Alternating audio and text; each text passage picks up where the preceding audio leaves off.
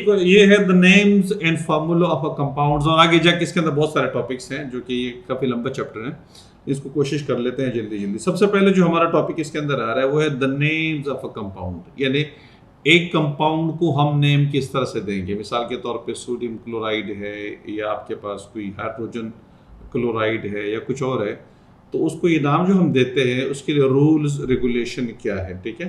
तो सबसे पहले हमने ये देखना होता है कि उस कंपाउंड के अंदर कौन कौन से एलिमेंट शामिल है, यानी उसमें मेटल्स और नॉन मेटल्स शामिल है, या वो नॉन मेटल्स है उसकी कम्बिनेशन क्या है, ठीक है। या उसके अंदर हाइड्रोजन जो कि एक नॉन मेटल है और वो एक दूसरे नॉन मेटल के साथ उसने कंपाउंड बनाया हुआ है, तो उस चीज़ पे डिपेंड कर लेते हैं। सबसे पहले मिसाल के तौर पे आपके पास एक मेटल और एक नॉन मेटल है, यानी सपोज करें आपके पास एक है सोडियम क्लोराइड, आपके पास है सोडियम क्लोराइड। अच्छा, ये भी आपको देखना पड़ेगा कि ये जो आपके पास मेटल्स कौन से हैं और नॉन मेटल कौन से। सोडियम क्लोराइड का जो फार्मूला है वो NaCl, ये फार्मूला आपके पास है, ठीक है। तो अब देखें इसमें ये जो सोडियम है ये मेटल है, ये वाला ये मेटल आपके पास आ रहा है, ठीक है, और ये जो क्लोराइड है ये नॉन मेटल है। तो अब हम क्या करेंगे, जब हम एक ऐसा कंपाउंड जिसमें एक मेटल और एक नॉन मेटल है, अब मेटल्स कौन से हैं, पर आपको कैसे पता कि मेटल्स कौन से और नॉन मेटल्स कौन से हैं। तो ग्रुप 1 पीरियोडिक टेबल के अंदर ग्रुप 1, ग्रुप 2, ग्रुप 3 ये मेटल्स हैं, ग्रुप 5, ग्रुप 6 और ग्रुप 7 ये नॉन मेटल्स हैं। जबकि ग्रुप 4 के अंदर ये नॉन मेटल्स और कुछ मेटल्स उसके अंदर शामिल हैं। तो लेकिन जो कंपाउंड्स बन 1, 2, 3 जो ग्रुप नंबर 1, 2, 3 है ये आपके पास मेटल्स हैं, और ग्रुप 5, 6, 7 ये नॉन मेटल्स हैं। तो आपको ये देखना पड़ेगा, अगर आपको इस तरह से पीरियोडिक टेबल याद नहीं हो तो फिर आपको देखना पड़ेगा कि ये आपके पास मेटल आ रहा है, नॉन मेटल आ रहा है। तो सबसे पहले क्या है कि अगर आपके पास एक ऐसा कंपाउंड है जिसमें एक मेटल है और एक नॉन मेटल है, तो अब हम क्या करेंगे, जो मेटल है उसका नाम पहले लेंगे, हम नेमिंग करना चाह रहे हैं ना, तो चूंकि सोडियम मेटल है तो हम लिखेंगे सोडियम, और ये क्लोरीन जो है नॉन मेटल है, गैस है, तो हम उसको क्लोरीन सोडियम क्लोरीन नहीं करेंगे बल्कि सोडियम क्लो और आखिर में IDE शामिल कर देंगे उसके अंदर।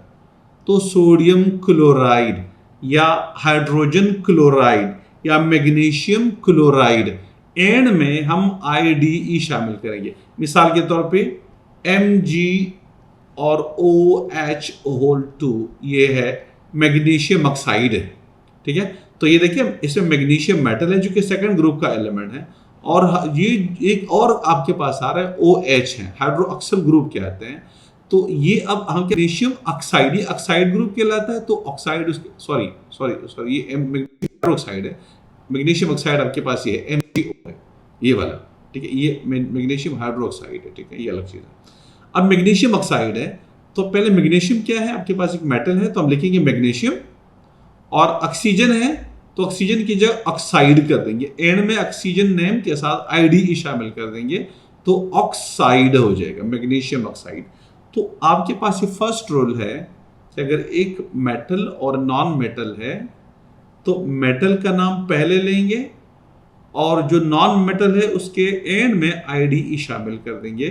तो कुछ हिस्सा उसका कट जाएगा, जैसे ऑक्सीजन है तो ऑक्सजन की जगह IDE शामिल हो जाएगा। क्लोरीन है मिसाल के तौर पे, ठीक है ना, तो RINE की जगह IDE शामिल हो जाएगा। तो इस तरह से कुछ चेंजेस आपको करने पड़ेंगे। तो ये आपके पास सबसे पहला तो ये चीज़ है। जैसे एग्जांपल दिया है उन्होंने यहाँ पे, सोडियम क्लोराइड का एग्जांपल दिया है, मैग्नीशियम ऑक्साइड का एग्जांपल दिया हुआ है, आयरन सल्फाइड का एग्जांपल दिया हुआ है, ठीक है। तो ये आपके पास डिफरेंट एग्जांपल्स हैं। अब आयरन एक मेटल है, सल्फर एक नॉन मेटल है, तो आयरन सल्फर की जगह सल्फाइड हो जाएगा। मैग्नीशियम मेटल है, ऑक्साइड जो ऑक्सीजन है वो नॉन मेटल है, तो मैग्नीशियम ऑक्साइड हो जाएगा।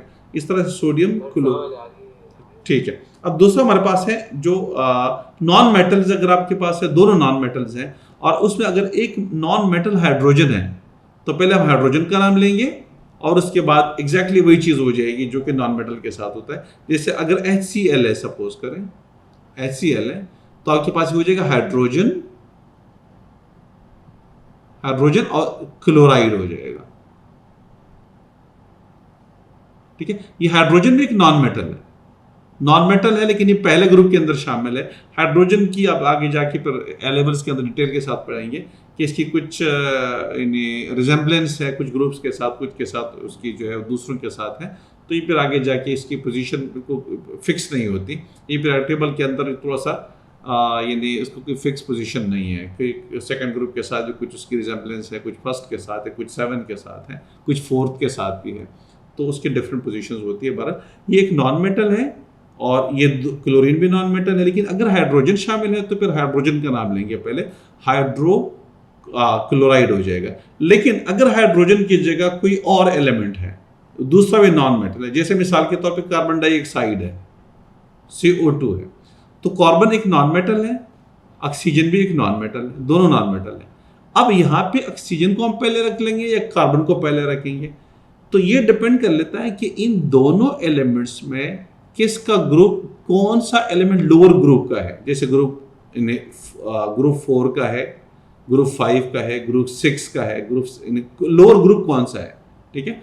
तो जैसे ऑक्सीजन 6 ग्रुप का है, इसका ये आपके पास 6 ग्रुप आ रहा है, ठीक है। ये वाला जो कार्बन है ये आपके पास ग्रुप उसका है, ग्रुप 4 का है, ठीक है।